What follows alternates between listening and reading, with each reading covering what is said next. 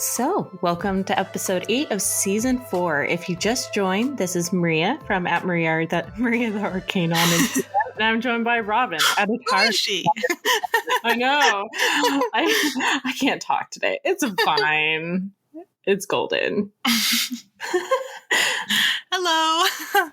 Later this episode, we will be joined by Marshall of Witch of Southern Light to discuss his new book. And we also have a class on April 25th hosted by Hannah Hawthorne of Simply Witched, the author of Magical Birthdays, on a class about intro to astrology. So we would love to have you if you haven't already signed up. We hope to see you there. Yeah, it'll be on Patreon and library tier and up. And then we've already booked Ella Harrison, who wrote the Book of Spells, and she will be teaching a class on spellcraft next month. We're not sure about dates, but it is happening, and we're very excited about it. We are. We're so excited.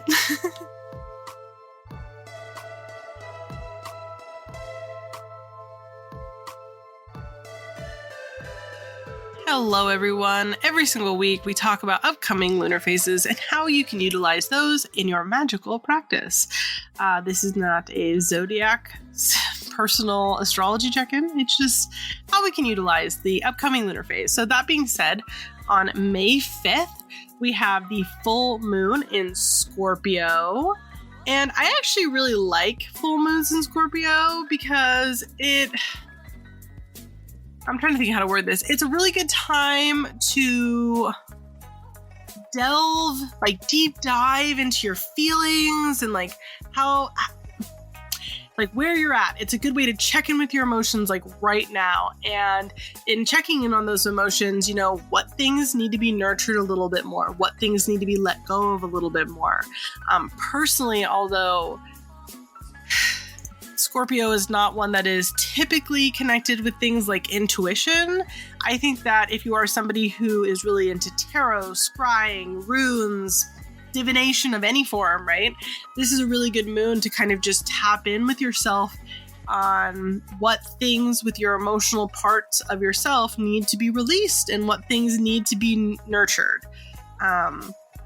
Simultaneously, if you already know these things, you know what needs to be nurtured, you know what needs taken care of, this is a really good time to do spell work on self-love, cleansing yourself, doing things like grounding work, and just generally magic involving taking care of ourselves.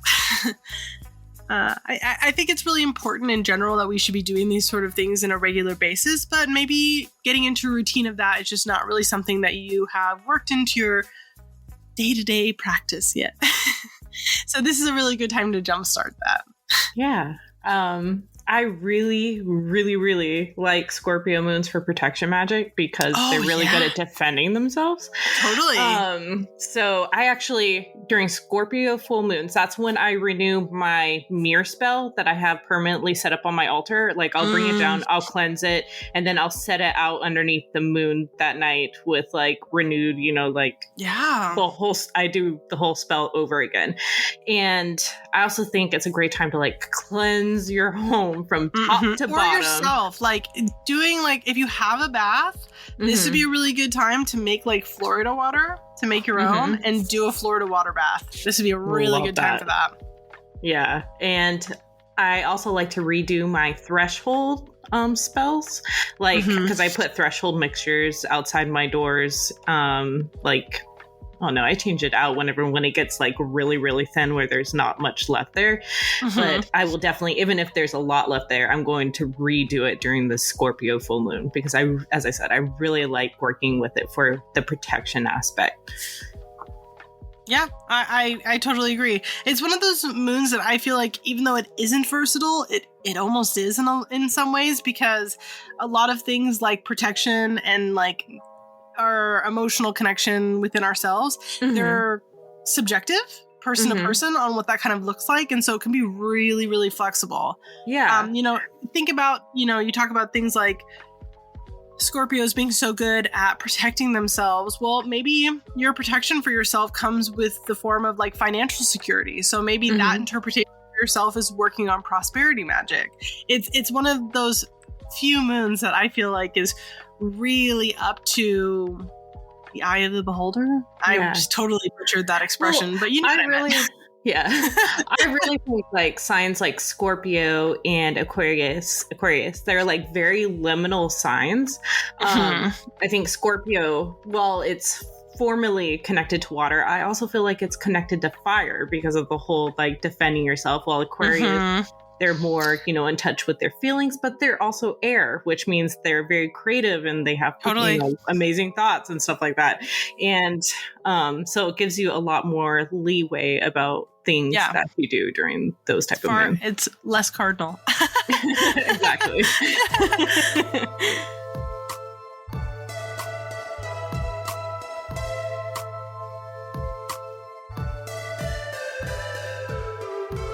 So, if you just joined us for this episode or haven't listened to the other episodes so far this season, in lieu of choosing a card and discussing it like we were doing, we will be having a conversation about the whole different sections in tarot. So far this year, we have gone over the major arcana, the minor, what each suit generally represents, and the aces. Next, we will be going through the twos all the way to the kings. Then after we go through all of that, we'll be discussing each individual card again.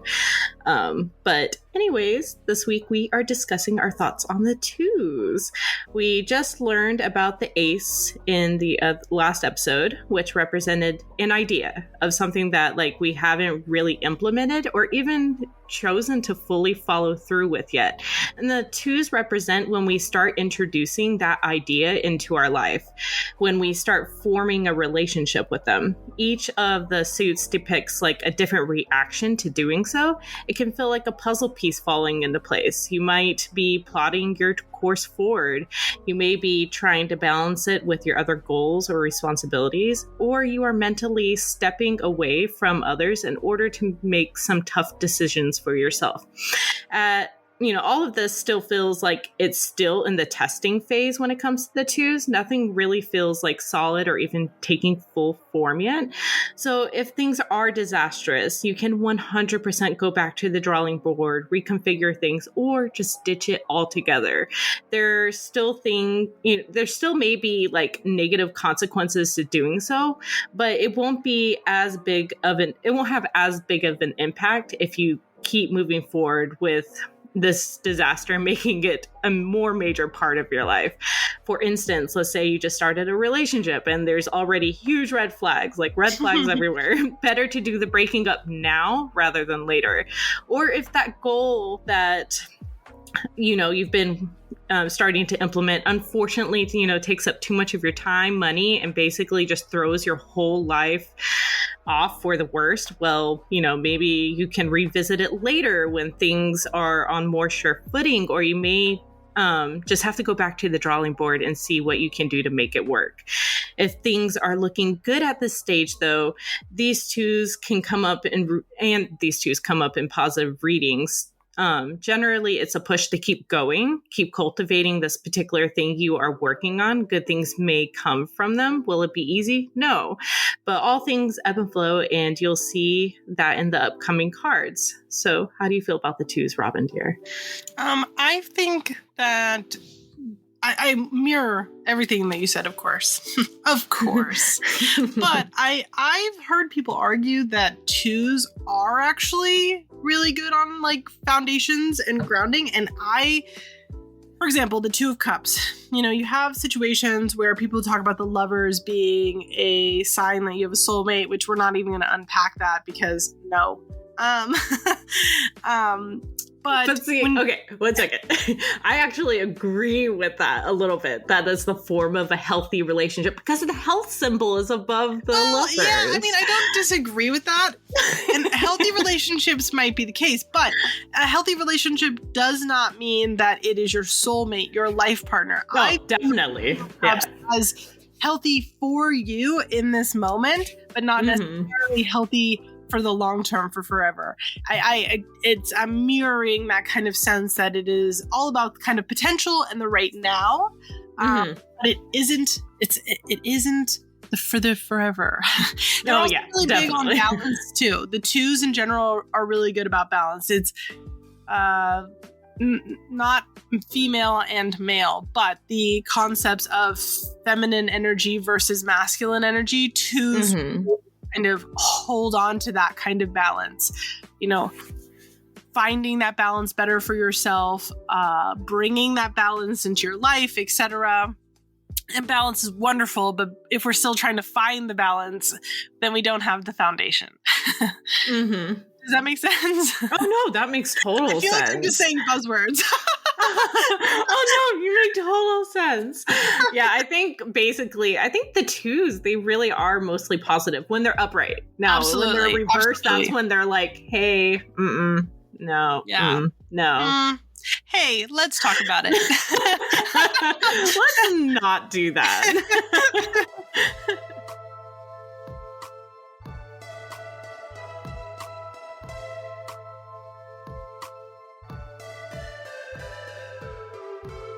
So today we are joined by the wonderful Marshall of Witch of Southern Light. You want to tell our listeners a little bit about yourself, who you are? Absolutely. Hello, listeners. I'm Marshall, the Witch of Southern Light. I am a Texas-based traditional and folkloric witch.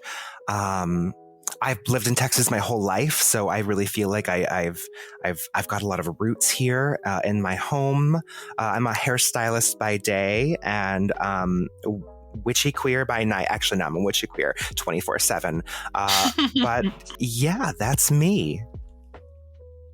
Demon worshiper by night, you mean? Yes, that is me. Over in the corner, I have my demon worshipping altar. Obviously. It's Is just there set like a frame. A huge community of like queer witches in Texas? I've never been to Texas, so it's interesting. Texas is a really big state. I do not know a lot of other practitioners around where I live, and to be perfectly honest, I'm a solitary witch. I prefer it that way. It's just one of those things where I couldn't imagine being, I guess, on the hook for having to go to regular coven meetings and whatnot. It's just a personal thing for me. It's not that I'm a control freak. It's just that I'm kind of a control freak. I feel that in my soul. It. So speaking of your practice, yes. What made you get started in witchcraft in the first place? I have always had an obsession with the icon of the witch, with the aspects of what it means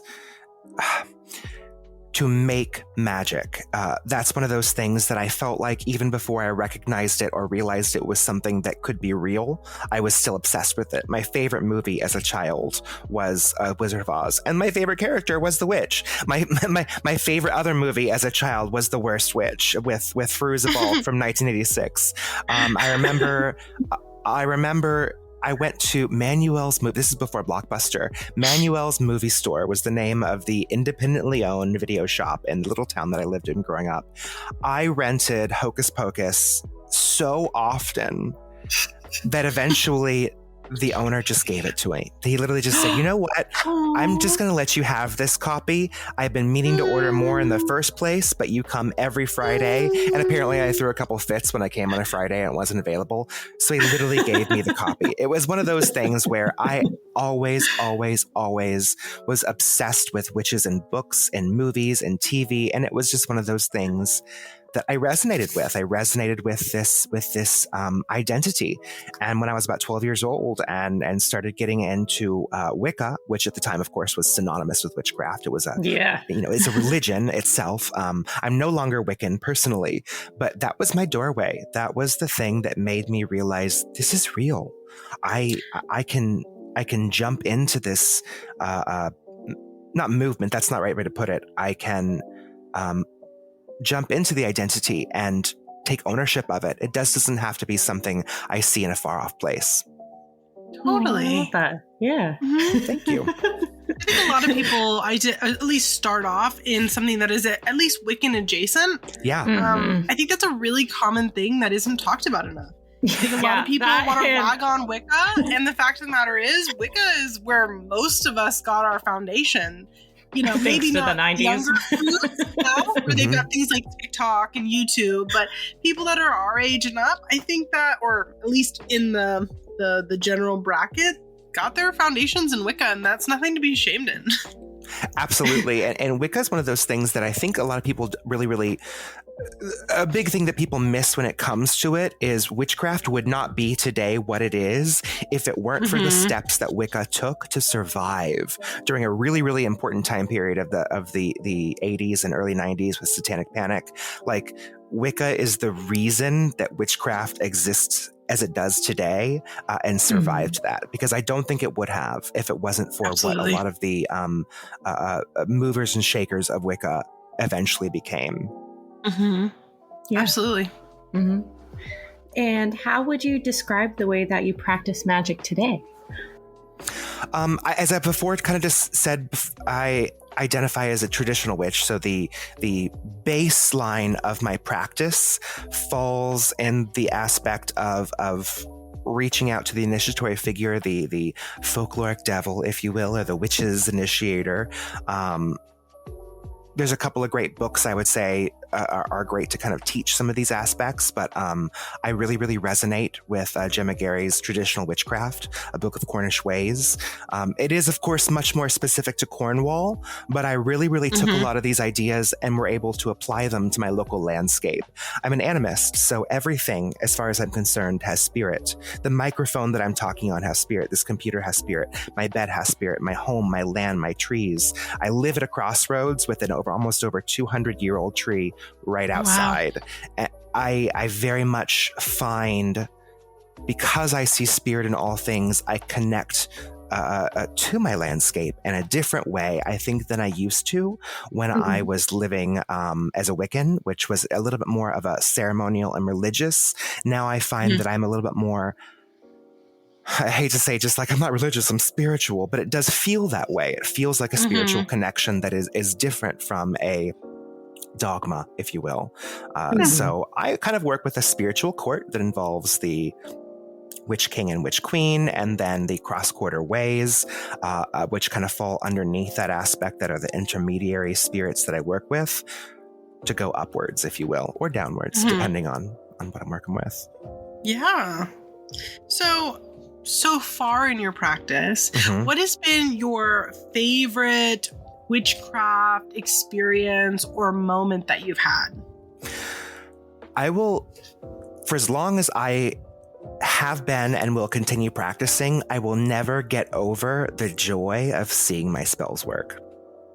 That is I think that's something that every practitioner really loves, especially because I think that a lot of us suffer. I mean, whether you're a witch or a cultist or any identity that you are growing and learning in, a lot of us sometimes struggle with what's it called?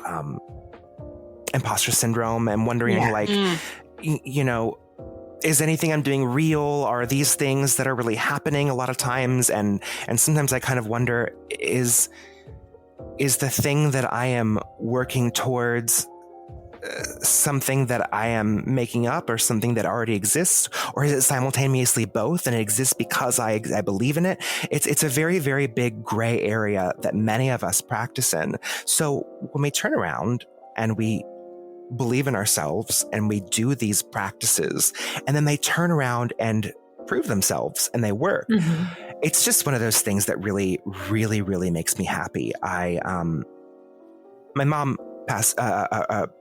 was divorced a couple years ago, and she ended up getting a new boyfriend, and I was really excited for her. She was looking for a type of partnership that I think she probably hadn't felt in a while. And unfortunately, a year and a half into this relationship, he found out he had cancer. And so she's really scared. She's in a very in-between place where she's like, am I setting myself up to be with someone who I may lose soon, who I may end up having to take care of when I just got out of a relationship that I wasn't happy? It was a very scary place for her to be in. And ultimately she made the choice to stand by him. He sold his home to pay for medical bills. He moved in with her. I ended up deciding to do a candle spell that called upon a specific familiar of healing. I did it for 9 solid days in a row. And I was doing this at a time that he was having surgery to have the cancerous tumor removed. And when they finished, she said, the doctors say they're not sure they got it all. There still might be some cells. There might still be some possible radiation or even possibly chemo in the future. We don't know what that looks like right now. And I have to admit, at first I was a little disappointed because I was like, well, I guess that didn't work. And I guess we'll see the next scan. And 3 months later, when the scan came back, all the cells that they thought they had left behind were gone. He was in complete remission. He has no cancer cells left in his body. It's now been over 6 months since then, still checking, complete remission, no regrowth whatsoever. So that was one of those things that made me just feel personally, I don't care whether or not I had any effect on it with my magic, with my spellcraft. I'm just really, really, really happy that happened for her, because I know how scared she was, how scared he was, the big life commitments they were making. And if I had anything to do with affecting that for the better, I'm just glad for it. I'm grateful. I love that. It's amazing. Like, it's already amazing when spells go really well, but when important spells like that go really well, and it has like such a great impact on your life, that like it keeps you going. Our lives, other people's lives, in such a massive and impactful way. I mean, it's like you said, it doesn't really matter if the rest of it ever works again, right? Yeah. That's all you needed. That's all I needed. Yeah. So tell us about your book. What inspired it, and what would someone expect when they would pick it up? That's actually a really good question, because yes, I did. I wrote a book. It's called Cunning Words, a grimoire of tales and magic. And I want people who are reading it to understand that this book itself literally is a grimoire. It is a working book of magic, but a huge portion of it is taught from a narrative perspective. And I think that's something that a lot of people who are used to buying lots of different types of books on paganism and witchcraft will not be used to. It's going to be very, very different from any sort of Witchcraft 101 book. It is going to share stories. It's broken down into 3 parts. The first part is 13 chapters that are 13 stories. They're individual characters that go through trials and tribulations, and throughout these processes, you are made aware of certain spirits that you can work with, energies that you can call upon, archetypes that can be worked with in your personal craft. And they teach you how to tap into certain veins of magic, if you will. The second part 2, is all poetry. So that one was really fun because I always identify as an artist above all else. So writing and teaching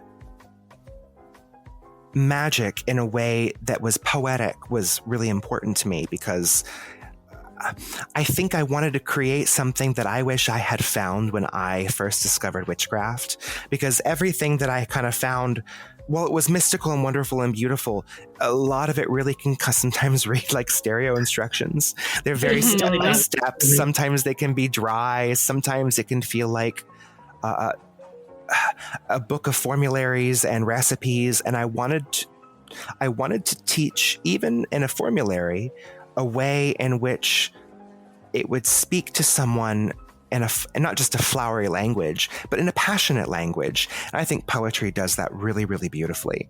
And then the third part is basically the working practical grimoire section. So 13 chapters again, and they're going to have lots of different ways in which you can apply the knowledge that you saw in the first and second half, as well as new spells, new pieces of creation, chanting with beads, building a familiar with a specific plant root, lots of different aspects of working with planetary essences and energies. So it's a very, very well-rounded, workable grimoire. I love that. I'll be honest, I haven't had... Yeah. I haven't had the opportunity yet to finish your book. Sure. It's something that I've been slowly chipping away at. But I do really love the concept of it, of writing stories that are stories, but also having these educational kind of little insertions into it, where you're learning through something creative. And I think that's really fun. I know a lot of people... Oh, sorry, go ahead. Oh, I was just going to say, and one of the things that was really important to me about writing this book is sometimes people are more interested in nonfiction because it's delivered in a way that is rational and easy, like I said, stereo instructions. So for me, I'm a neurodivergent reader. I have difficulty looking at pages and pages and walls of text. So one of the things I did for my book is I put spaces between all the paragraphs, and that really breaks up how the words lay on the page. So I know that sometimes people think, oh, it's a storybook. I'm not sure if I'm interested in reading that. I sometimes get bogged down in a lot of fiction pages of stories and whatnot. So I want listeners to know that bogged down feeling isn't something that I feel like happens as much with the way that I formatted it, because it's written in a very specific way for neurodivergent brains to absorb the information and not become so overwhelmed. Well, one, I love that. I tell Robin all the time that I have problems with reading walls of text. My brain just can't handle it. I can't handle it. And then secondly, it's just, I know some practitioners have like really big issues with reading personal stories, but I find it like really inspirational, like even creative stories. I think that's what makes us keep going and keeps us inspired by other people's experiences to keep, practicing and find connection to what we're doing. So I definitely appreciate that. Yeah, absolutely. I think these personal stories, I think that's one of the biggest things that some practitioners really miss is the personal stories are the things that ultimately created the systems of magic we have now. Sometimes these systems are so removed from their origin source sometimes.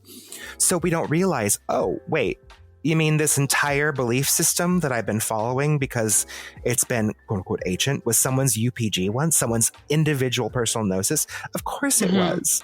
Of course it was. 100%. And those are the stories that I want people to share. I want to know your personal gnosis if you're willing to share it, because it matters. And it's ultimately the thing that creates these frameworks that we fall into with our craft and practice. 1,000%. So yeah. Bouncing off of that then, and you putting kind of these personal touches and these personal stories into it, would you like to expand on your cum sigil that is in the book? Yes. Let's talk about the semen sigil. Let's talk about the cum sigils. So I wrote an entire poem. It's absolutely beautiful about cum sigils. And this is one of those things that when I first started getting into witchcraft, this was never discussed. Let's just say when I was younger, this is not even part of Wicca whatsoever. Cum sigils are an idea that come from chaos magic. And it's really fun because most people don't realize that some of the original ways in which you would activate a sigil comes from, they call it gnosis. And I say it for people who are listening, I put air quotes around it because how do you get that gnosis can sometimes come from many different ways. They talk about experiencing a brain, a shift of way of thinking while focusing on the sigil. And the most common way that was taught was through orgasm. So the idea is you would draw the sigil and then you would stare at it, or at least focus all your attention on it in the moment of orgasm. When you're releasing that highest amount of energy, your brain is shifting. It's the activation of this very specific sigil. You can see this in several wonderful publications like Liber Null and Condensed Chaos and a couple other chaos books that talk about sigil crafting. And I feel like it's kind of become this online joke about cum sigils. And so I wanted to kind of like revamp and revisit this idea in a way that came across as fun, kind of naughty, but also at the same time, like I think naughtiness should be part of our craft. I think it's 100%. One of those things. Absolutely. I think we as witches should definitely consider the naughtiness aspect to be a beautiful and really, really exhilarating part of our craft. I myself have used this type of sigil creation multiple times, and it's actually worked in my favor quite well for multiple reasons. If you are interested in learning more about the cum sigil, you should definitely check out my book, chapter, I can't remember which chapter it is, but it was in the poetry section. And I think it's chapter 8. Yes, chapter 8. There it is, the climactic sigil. I only know that it's chapter 8 because I was checking this morning to make sure that I had the verbiage correctly, and the picture was right there for it. That's perfect. But I'm not like, no, I've actually got it highlighted and flagged, and I keep bringing it up over and over and over again. It's actually the only part of the book I have read. Good. Now it's burned into your memory. But, I really wanted also, you'll notice throughout my book, there are multiple things that I'm not going to say are repeating, but they kind of give you multiple access points to get to the point of whatever you're trying to do within your craft, depending on where you are in the world, what you have access to. The thing about cum sigils is literally anyone can do it. I'm telling you right now, you don't need herbs. You need a piece of paper, a pen, and the will to orgasm. And I don't know about you, but I'm willing. And I'm willing, and you don't even need anyone else to be involved. But I want people to know that your orgasms are powerful. They can be channeled into magic. If you have a partner or 2 or 4, you can put sigils underneath your mattress, underneath your pillow. Mm-hmm. You can draw them with oil. Come on the pillow is what he's saying, guys. Come on your pillows. On your pillow. They can be used in multiple ways, and I feel like sometimes, because that subject matter can be somewhat thought of as taboo when talking about it, especially in public places, I wanted to bring some, let's just say, some attention to it, but in an artistic and classy way. I love it. I think it's so fun. I really as someone who's chronically fatigued, sex magic is so helpful for getting the energy up in order to channel it through a spell. So I do like. Well, and if you look at it from a historic standpoint as well, historically, orgasming has been aligned with seeing God, or being one with God, and the euphoria that comes with it, etc. So it doesn't really matter what belief system you come from. If you actually look it up, google.com, what is coming like? If you just head right on there and figure that out, do not go to the photos or the videos. These sort of things do come up, and I think it's something that does get overlooked a lot.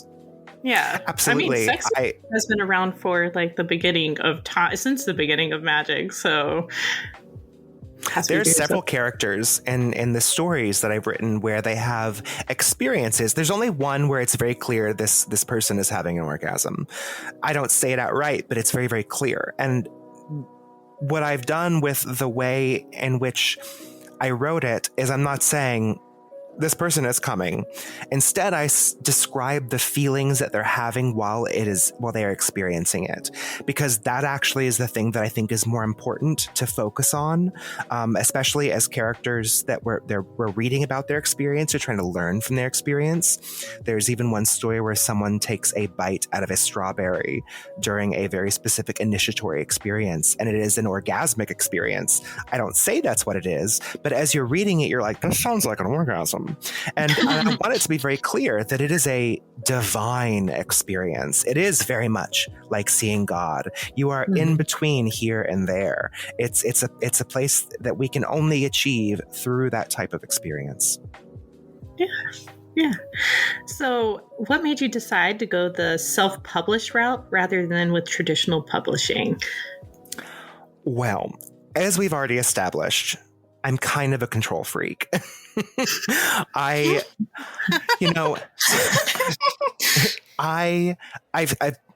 spoken with you, Robin, about publishing. I've spoken with Frankie. I've spoken with Temp. I've spoken with a bunch of different authors. I've interviewed a lot of wonderful authors, and I really, really struggled with this decision because I had a couple of honestly, we can probably say it. I was interested in possibly Weiser or Llewellyn, or they might be interested in publishing my books. I think they're wonderful companies. I will continue to buy books from them. I really, really love the things that they put out. But every now and again, I just hear from authors little disappointments. I didn't like this on my cover. I really, really struggled with my editor. I was really, really upset that because I did an interview with someone and I asked a question. They said, I'm so glad you brought that up because there's a whole section that got cut out and left on the cutting room floor. And it broke my heart that I couldn't keep that in there. And that just made me think there is nothing in my book that I would feel comfortable cutting out. There's no way I would feel comfortable with someone else designing my cover. I don't think I would consider it. I would not be comfortable with allowing someone else to decide this isn't sellable. I don't think that it was going to represent our company as well. I didn't feel like it was worth, in my opinion, taking that chance that someone would take that decision away from me. So I just decided to go with the self-publishing route, and I spoke to a couple of other authors who self-published through Amazon, who were wonderful in walking me through a few things.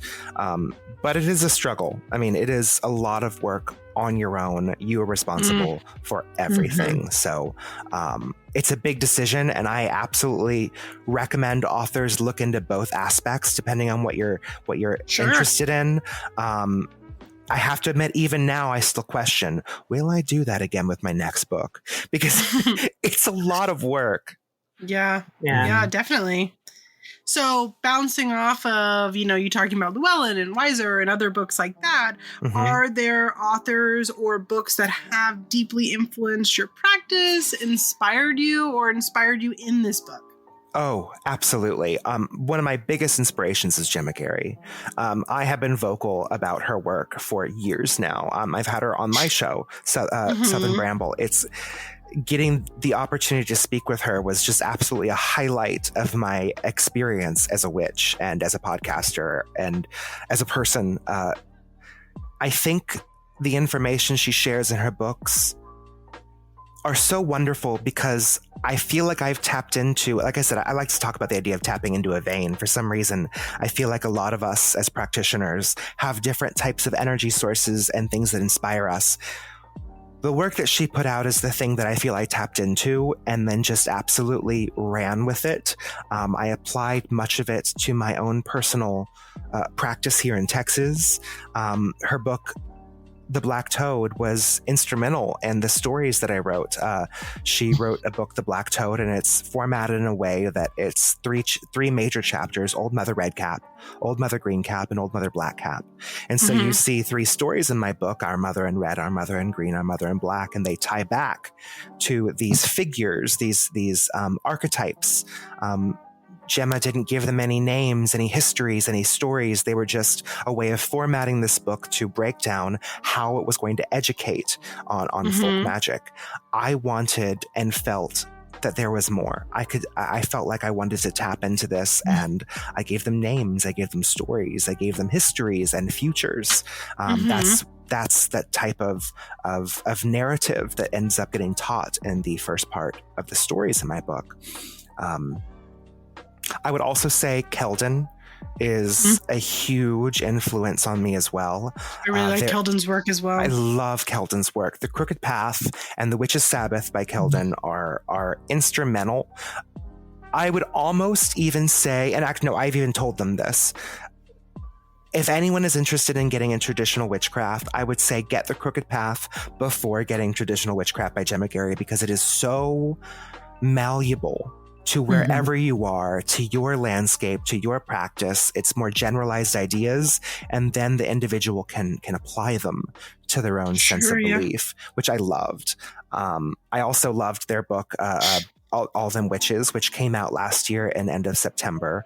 It's also a book of stories and prose and inspirations from folklore. And then lastly, Roger J. Horn. Roger J. Horn has just absolutely fantastic books, also self-published on Amazon. Folk Witchcraft was the thing that I devoured in probably less than 24 hours. And again, it was one of those books that had spaces and just the right places, small chapters, wonderful. The first half was informative. The back half was more of a grimoire. So I understood how to put it together. I would absolutely recommend Folk Witchcraft to any new practitioner looking to get into more folklore. I love that. So our last and final question: what advice do you have for anyone who is just starting out on their witchcraft journey that you wish you knew at the beginning?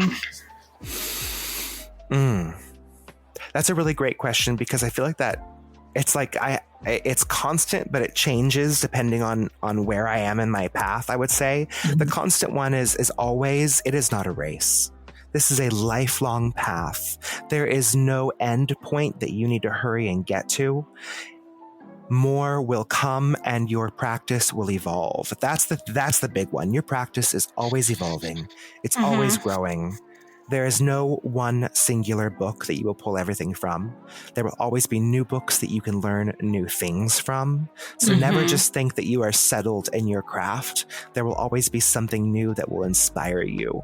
And that's my favorite thing about it, is every time I read something new, I'm inspired to kind of evolve that into the next step, if you will. I think that's actually one of the biggest things about witchcraft that is just truly otherworldly. I think that's so important to know that you have the end of time. This is like part of your life now. There's always going to be something to learn. So yeah, I completely agree. So many of us come from, I want to say, mostly Christian backgrounds. I know I came from a Christian family, or a mostly Christian background from my mom's side. And it was one of those things where many of us came from religions that were finite. There was a singular book. There was even with all the different sects of Christianity, there's still a ultimate theme that has a beginning and an end, and then all the stuff in the chunk in the middle. It's not like that for witchcraft. And I think sometimes we struggle as we evolve, growing from that old mindset into a new one where we have to get the right book, the right spell, the right deities. And I think many of us aren't sure always when we first start, what are the right questions to ask? And when it comes down to it, is there are really no right questions to ask. Everything that you want to ask matters. As long as you don't continue to always compare it back to the thing that we're no longer involved in. Yeah, absolutely. Well, I will speak on both of us here and saying thank you very much for joining us today. Yes, can you just let our listeners know where they can find you if they don't already follow you? Absolutely. You can find me on TikTok and Instagram at Witch of Southern Light. You can find me on Twitter at MarshallWSL. I have a podcast as well, Southern Bramble, a podcast of crooked ways, on pretty much all streaming platforms with my co-host Austin, who is Bane X Bramble on Instagram and Twitter. If you'd like to read my writings, I have a blog on Patheos Pagan called The Southern Light Diaries. And if you'd like to buy my art, I do have a shop on Redbubble. If you want to check out any of the links, go to any of my platforms I've listed. In the link tree in my bio, you will see a list of at least 50 links, free resources, free herbal correspondences, free stones, free planetary days of the week. I want to make sure people have this as an option all the time to no matter where you are, have access to get those free resources. And if you want to support me, please buy my book, Cunning Words, a grimoire of tales and magic, available on Amazon. And if you own an occult or metaphysical shop, you can order the black and white version to sell at your store from the Ingram Spark catalog. Awesome. Thank you. Thank you. Thank you.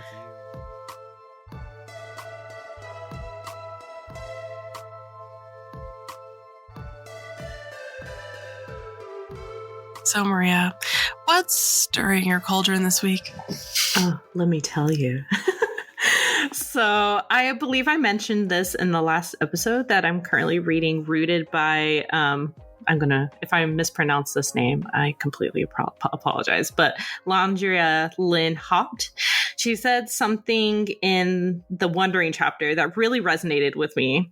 She brought up the idea of making your own ley lines, which is what is 100% stirring my cauldron right now. But now, I've heard of this before, but it just kind of re-sparked this amazing and beautiful idea. If you guys don't know what ley lines are, they're said to be like invisible pathways of magic around the globe, connecting pivotal places of power and worship. all of this is unfounded. Do they exist? Maybe. But we witches do believe in energy of place. And one of the ways to create energy is by visiting the same places repeatedly. Our footsteps and our movement to these spots, either in nature and around our homes, and even to our much beloved bookstore down the street, do create like lines of power and energy for ourselves. Maybe even for others, like especially like when we're paying attention as we make them, not just doing it willy-nilly. And as I said, I think it's just a beautiful way to connect magically to place and to the world around us, to make, the spots we hold dear be protected and filled with magic and wonder, as long as we remain conscious of what we're doing as we're doing them. Does that make sense? Yeah. Yeah. I love that concept too. That's really cool. You're gonna have to forward me this book because now I'm gonna read it. Well, it makes sense, like pilgrimages and stuff like that. Like, people used to walk from, certain places like repeatedly through the year, and those became like sacred things. And, people are like, well, now they're ley lines. And that does make sense. That the energy would be there. I mean, do I believe in all the whole ley line like stuff? Not necessarily. But this particularly, yes, I do. I mean, we know I take massive issue with the alien overlap in ley lines. I don't know. No, not the aliens aspect. That's just racism. Yeah, but I love the idea of that, where it's kind of like I don't know, on a smaller scale. Mm-hmm. Yeah, I think that's cool.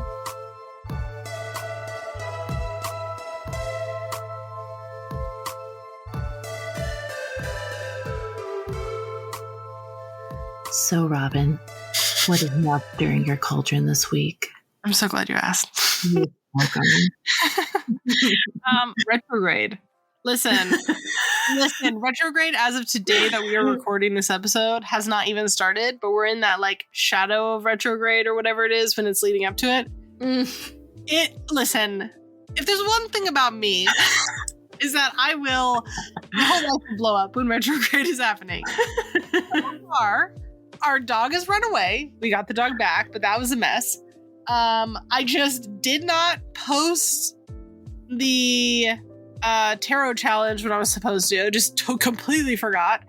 I had Patreon, the spell of the week, scheduled, didn't post.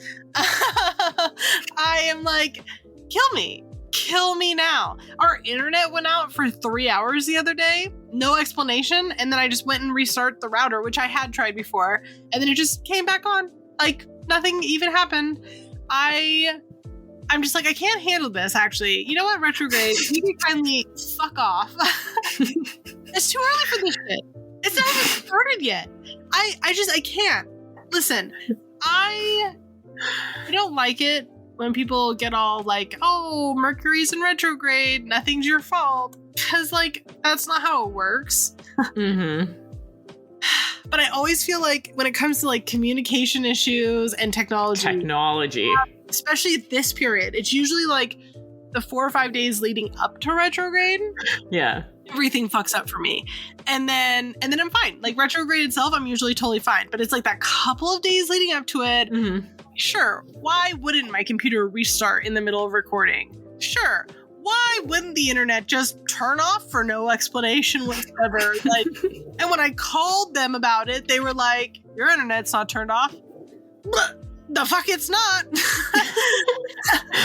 So I'm just over it. I really am. I'm so tired of like just the miscommunications and the shit not working. I'm like, we just have no retrogrades for the rest of the year. 2 things.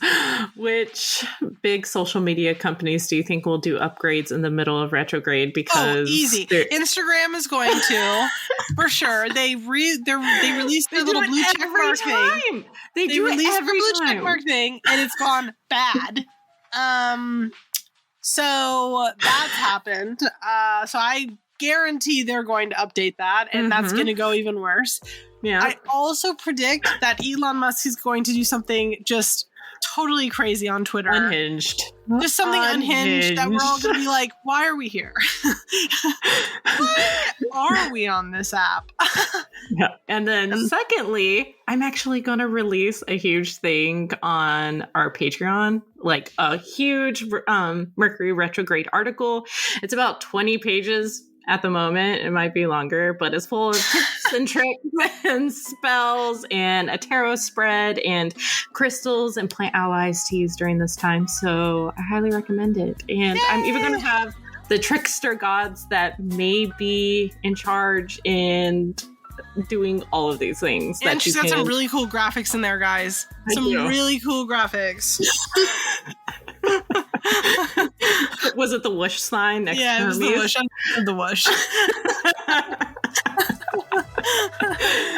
It's gonna be good. It will be.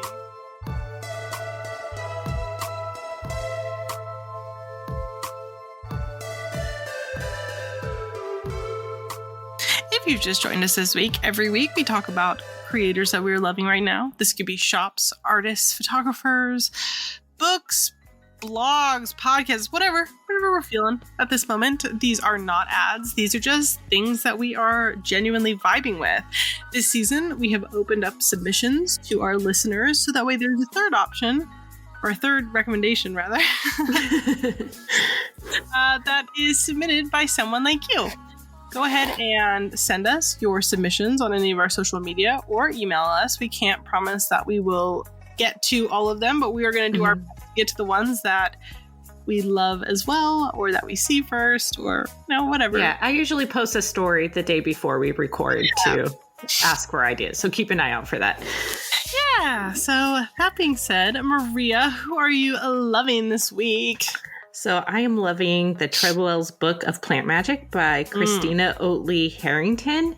It's just a really good plant correspondence book full of folklore and amazing ideas on how to use, I don't know, like you'd kind of seen like the same plants reused over and over again in like smaller correspondence books. And this is like has way more variety. Kind of like, what's his name's book? Cunningham's book. But there's more information about the herbs and how to use them in spell work. So I highly recommend it. Yeah, do it. Okay, all right, I'll get it. Yeah. Who have you been loving? I've already posted about them on Instagram, but I got sent the Redheaded Witch on all social media just opened up a coffee shop with her husband called Folkcraft Goods. She was already doing syrups and stuff, but she added coffee, and she sent me a bag of their coffee, and it is so good. Like, for those of you who follow me, especially like on Twitter, because I posted a lot on Twitter, my husband got a latte machine a couple months ago, and he now makes me lattes every morning. And like both of us were like, yes, this is very good. And she sent me a syrup as well that is like insanely good. I was really worried about it because it has ginger in it. It's ginger and cinnamon. And when you sniff it, it's like really gingery. And I was like, uh-oh, this is going to be very gingery. And it's actually not. It's like the perfect balance. So I really like it a lot. And I'm super grateful that she had sent it to me, and I'm gonna just keep buying it from her because it's so good. As long as she's got it in stock, my ass will be purchasing. She's sending me some too, and I'm like legitimately super excited. I cannot wait to try really good. You're gonna love it. I honestly this is not a dig, okay, at anyone, but sometimes people in our community come up with these really big ideas. Like making coffee is that's a big concept. And I think people sometimes bite off a little bit more than they can chew. But I think she, especially considering the fact that they are just doing one coffee blend right now and one syrup right now, I think she fucking knocked it out of the park. Because that's a great foundation to grow from. And the product she's got right now is super quality. So I love it. I will be purchasing it again. Well, I'll be purchasing it because she sent me this one. Who is our listener submission this week? It is for Oak, Ash, and Thorn Tarot by Three Trees Tarot. And I've actually wanted this deck for a very long time. Like, if you like cute little woodland creatures in a very cute, like, situations, like, they're just done super well and they're super cute. And I really want them. Who did you say it was by? Three Trees Tarot. Three Trees Tarot. Okay, sorry. It's like one of those decks that have sat on my wish list for like maybe 2 years, and it's just oh yeah, totally. One day. It is beautiful. Yeah, I get so distracted when new decks come out, like super new, and I'm like, well, gotta get that one. I would like the record to state that last year I achieved my resolution. I did not buy a single deck last year. And I haven't bought one this year. So therefore, I will be buying myself 3 for my birthday. And I feel like that's really, really fair. And I did a really good job. And we should all give me kudos. If anything, definitely. You guys should all send me tarot decks. So that way I can just keep it up. You know what? I'll put up the list.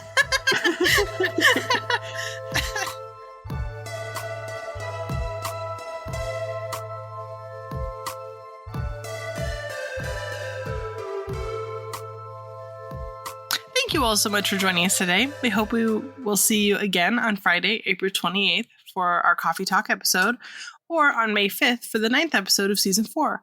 You can keep an eye out on our social media or head to our website, coffeeandcauldrons.com, to find out more information and see what we are up to. Don't forget to join our Patreon, April 25th, for the astrology class hosted by Hannah Hawthorne for the library tier and up. If you miss it, it will be available recorded the next day for everyone in the library tier and up on Patreon. And additionally, our Patreon Magical Beginnings offers our special 25-minute part 2 episode, a huge library of articles about witchcraft, including that Mercury retrograde one, which will be dropping tomorrow, a Discord community full of fun events and discussions, and we even have a tier that offers one-on-one conversations with Robin and myself. Yes, yay! And please, if you are loving our sexy, sensual, sexy voices, take a moment to review us on whatever streaming service that you are tuning in from, such as Apple Podcasts or Spotify. We love reading your reviews, and rating us with 5 stars helps us to be seen by others. Thank you everyone who already has and everyone who will in the future. We appreciate you. Again, this is Coffee and Cauldrons with Robin from At a Tired Witch on Instagram. And I'm Maria from @Maria the Arcane on Instagram. You ready? Yeah, I'm not going to sneeze. It's fine. 1, 2